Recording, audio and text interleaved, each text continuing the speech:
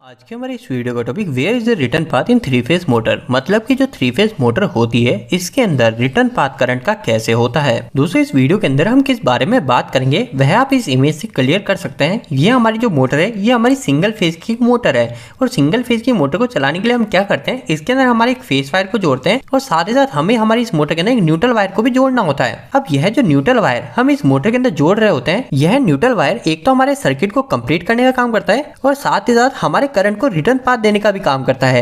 आखिरकार ये return path बार बार क्या वर्ड आ रहा है यहाँ पे। रिटर्न पाथ का मतलब यह है, जो कि हम कई बार बोलते भी है, कि हमारा जो करंट है वह करंट फेज वायर से जाता है और वापस से न्यूट्रल जब कनेक्ट रहता है तो इस न्यूट्रल की मदद से हमारा करंट वापस से निकल जाता है। मतलब कि करंट वापस से रिटर्न हो पाता है। लेकिन अगर हम इस न्यूट्रल को हटा देंगे तो हमारे करंट को रिटर्न पाथ मिलेगा ही नहीं और हमारी ये मोटर चल ही नहीं पाएगी। तो हमारी सिंगल फेज की मोटर को चलाने के लिए यहाँ पे न्यूट्रल काफी ज्यादा जरूरी भूमिका निभा देता है, क्योंकि हमारी मोटर तभी चलेगी जब हमारे करंट को रिटर्न पाथ मिलेगा, करंट को वापस जाने का रास्ता भी मिलेगा। तो दोस्तों यही सेम चीज जब हम हमारी थ्री फेज मोटर के अंदर जाके चेक करते हैं तो हम देखते हैं कि इस थ्री फेज मोटर के अंदर हम कभी भी न्यूट्रल वायर को तो कनेक्ट करा ही नहीं रहे। तो अब अगर हम हमारी थ्री फेज मोटर को न्यूट्रल वायर से जोड़ ही नहीं रहे तो आखिरकार हमारी इस मोटर में जो फेज वायर से करंट जा रहा है वो वापस से रिटर्न कैसे होता है, इसी के बारे में हम आज की इस वीडियो के अंदर जान लेंगे। तो हम बिना देरी करे आज के इस वीडियो को स्टार्ट कर लेते हैं। दोस्तों आप इस पॉइंट को अच्छे से समझ पाए इसके लिए मैं यहाँ पे एक थ्री फेज की मोटर लाया हूँ और इस थ्री फेज की मोटर को हम हमारे 415 वोल्टेज की सप्लाई से रन करा रहे हैं। और इस टॉपिक को अच्छे से समझने के लिए हम एक और चीज मान लेते हैं कि जब भी हमारी इस मोटर को रन कराते हैं तो यह मोटर हमारी 10 एम्पियर का करंट लेती है।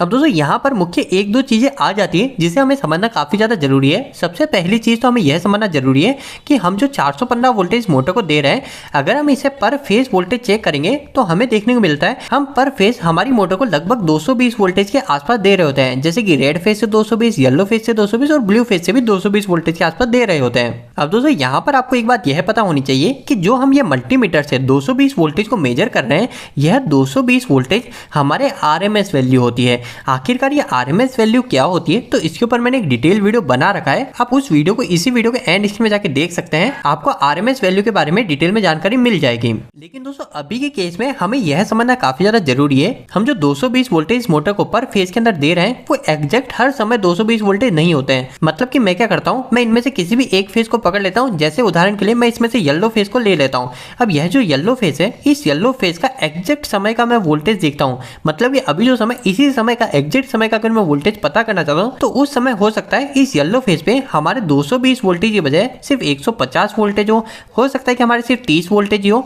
मतलब कि जो हम 220 वोल्टेज मेजर कर रहे होते हैं मल्टीमीटर की सहायता से, वह हमारे एग्जैक्ट वोल्टेज नहीं होते, वह हमें आरएमएस वैल्यू में वोल्टेज शो होते हैं। और यह जो एग्जैक्ट वोल्टेज हमें हमारे सर्किट के पता चलते हैं उसे हम इंस्टेंटेनियस पावर बोलते हैं, इंस्टेंटेनियस वोल्टेज बोलते हैं। दोस्तों यह जो इंस्टेंटेनियस वोल्टेज वाली मैंने आपको बात बताई अभी, उस बात को क्लियर करते ही आपको यह टॉपिक भी पूरी तरीके से क्लियर हो जाएगा और साथ ही साथ आपको आपके इलेक्ट्रिकल फील्ड से जुड़े कई सारी बातें और भी अच्छे से क्लियर होती रहेगी। दोस्तों अभी जो मैंने जनरल वे में हमारे इंस्टेंटेनियस वोल्टेज की बात करी थी कि हमारा जो वोल्टेज 220 है वो हर समय एग्जैक्ट नहीं है, वही सेम चीज हमारे इस इमेज के अंदर भी है। लेकिन साथ ही साथ इस इमेज के अंदर हम एक और चीज यह भी पूरी तरीके से क्लियर कर पाएंगे कि आखिरकार बिना रिटर्न पाथ के, बिना हमारे न्यूट्रल के हमारी ये मोटर कैसे रन हो पा रही है, इसे रिटर्न पाथ कहाँ से मिल रहा है बिना न्यूट्रल के, वो चीज भी हम सिर्फ इस एक इमेज से क्लियर कर पाएंगे। तो दोस्तों इस इमेज के अंदर क्या है, तो इस इमेज के अंदर कुछ भी नहीं है, बिल्कुल सिंपल सी चीज वही है जो कि हम हमेशा से सुनते आ रहे हैं कि हमारे इंडिया के अंदर जो फ्रीक्वेंसी होती है वह फ्रीक्वेंसी इंडिया में 50 हर्ट्ज होती है। मतलब कि हम जो हमारे वायर से किसी भी चीज को सप्लाई देते हैं, जैसे कि हमारी मोटर को सप्लाई दे रहे होते हैं, तो इस वायर से जो हम हमारी इस मोटर को वोल्टेज करंट दे रहे होते हैं वह 1 सेकंड के अंदर 50 बार अपनी डायरेक्शन को बदल रहे होते हैं। और वह जो 50 बार अपनी डायरेक्शन को बदलते हैं उसी फ्रीक्वेंसी को हम इस तरीके से साइनसोइडल वेव फॉर्म से शो करते हैं। आपको फर्स्ट टाइम यह चीज दिखने में थोड़ी सी डिफिकल्ट लग रही होगी, लेकिन ये बिल्कुल बेसिक सी चीज है। आप यहाँ पे देख सकते हैं, यहाँ पे लिखा हुआ है हमारा फेज 1। फेज 1 का मतलब हमारा रेड फेज, जो कि आपको दिख रहा है रेड फेज। यह रेड फेज हमारे इस इमेज के अंदर इस ब्लैक कलर से शो हो रहा है। अब दोस्तों अभी के केस में हम मान लेते हैं कि हमारा जो रेड फेज है इसका जो पीक वोल्टेज, जो सबसे ज्यादा वोल्टेज है, वो हमारा 220 वोल्टेज है। और दोस्तों साथ ही साथ एक और चीज आपको यहाँ पता होनी चाहिए, जब भी हमारी जो वेव फॉर्म है, ये आपको वेव फॉर्म दिख रही है, यह वेव फॉर्म हमारी इस लाइन के ऊपर है। ये आपको एक लाइन दिख रही है ना, इस लाइन के अगर ऊपर है तो इसका मतलब यह है कि हमारा जो करंट है वह करंट हमारा इस डायरेक्शन में फ्लो हो रहा है। लेकिन वहीं अगर हमारी जो वेव फॉर्म है, यह वेव फॉर्म इस लाइन के नीचे चले जाती है, मतलब कि इस जगह फ्लो हो रही है, तो इसका मतलब यह है कि अभी जो हमारा रेड वायर से जो करंट फ्लो होता है वो इस डायरेक्शन फ्लो होता है, लेकिन अब हमारा जो करंट है वो हमारे अपोजिट डायरेक्शन में फ्लो हो रहा है, वो अब हमारा इस डायरेक्शन में फ्लो हो रहा है, उल्टी डायरेक्शन में फ्लो हो रहा है। अब इन सभी बातों को हम बिल्कुल सिंपल तरीके से जान लेते हैं। सबसे पहले चीज हम फेज 1 की बात करते हैं। तो यहाँ पर हम देखते हैं फेज 1 के अंदर हमारे 220 वोल्टेज फ्लो हो रहे हैं। तो अब हमारी इस मोटर के केस में हमने बोला था कि हमारी मोटर 10 एम्पियर करंट को ले रही है। तो दोस्तों इस बात का मतलब पूरी तरीके सिंपल सा यही है कि हमारा जो रेड फेज है, यह रेड फेज अभी के समय 220 वोल्टेज पर है। तो इसका मतलब यह 220 वोल्टेज की पावर से हमारी इस मोटर में 10 एम्पियर करंट को फ्लो करा रहा है। किस डायरेक्शन में फ्लो करा है? वो हमारी मोटर के अंदर की साइड 10 एम्पियर करंट को भेज रहा है। लेकिन अगर इसी समय आप हमारे फेज 2 और फेज 3 को देखोगे तो आप यहाँ पे देख सकते हैं कि फेज 2 जो है वो रेड कलर से है। तो यह जो रेड कलर से फेज है ये हमारा इस लाइन के नीचे है। तो इस लाइन के नीचे हमारा ये वाला फेज है और जो फेज 3 है वह भी हमारा इस लाइन के नीचे है। तो वह भी हमारा इस जगह है। तो इसका मतलब क्या है? हमारा जो ब्लू और येलो फेज है वह इस समय हमारे करंट को वापस से बाहर निकालने का काम कर रहे हैं। मतलब कि जो हमारा न्यूट्रल काम करता है रिटर्न पाथ का, वही काम अभी हमारा येलो और ब्लू फेज कर रहे हैं। दोस्तों अगर आप अभी भी कंफ्यूज हो रहे हैं इस पॉइंट पे तो आप इसे एक और एग्जांपल समझिए। यहाँ पर हम देख सकते हैं कि जो रेड वाला वायर है, यह रेड वाला यहाँ पर पीक वैल्यू पर है। मतलब कि हमारा जो फेज 2 है जो रेड लाइन से यहाँ पे दर्शाया गया है, इसके जो वोल्टेज है वह अभी हमारे 220 वोल्टेज है।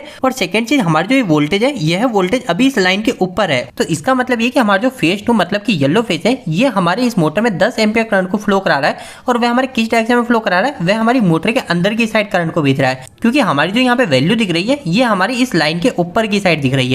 लेकिन अगर इसी समय आप बाकी के बचे दो फेज को देखोगे, जो हमारा फेज 1 है और फेज 3 को देखोगे, तो फेज 1 हमारा ब्लैक वायर से दिखा रहा है। तो इसी जगह बिल्कुल एग्जैक्ट समय पर आप ब्लैक वायर को देखोगे तो वो हमारा इस जगह है। और अगर आप फेज 3 मतलब कि हमारे इस ब्लू वायर को देखोगे तो वो भी हमारा बिल्कुल एग्जैक्ट इस जगह पर है। तो इसका मतलब क्या हुआ? जब हमारा ये फेज 2 करंट को मोटर के अंदर भेज रहा था, उसी समय हमारा जो फेज 1 और फेज 3 है, मतलब कि हमारा जो रेड फेज और जो ब्लू फेज है, वह करंट को बाहर निकालने का काम कर रहे थे। मतलब कि हमारा रिटर्न पाथ प्रोवाइड कर रहे थे। तो दोस्तों यही सिंपल सी चीज होती है हमारे 3 फेज सिस्टम के अंदर। अगर हम इस इमेज को हटा के अगर हम सिर्फ हमारी नॉर्मल इमेज के अंदर इसके बारे में बात करें तो हमारे 3 फेज मोटर के अंदर केस में क्या होता है? हमारा जो एक फेज है वो एक समय पे अगर करंट को अंदर फ्लो करा रहा है तो उस समय बाकी के जो 2 फेज होते हैं वह हमारे इस करंट को रिटर्न पाथ प्रोवाइड करते हैं। मतलब कि हमारा जो करंट है वह मोटर से बाहर निकल रहा होगा। दोस्तों आज का यह टॉपिक काफी ज्यादा सिंपल था, लेकिन इसे कम समय में कंप्लीट कर पाना काफी ज्यादा मुश्किल था। इसी वजह ये थोड़ा वीडियो कंफ्यूजन भरा हो सकता है।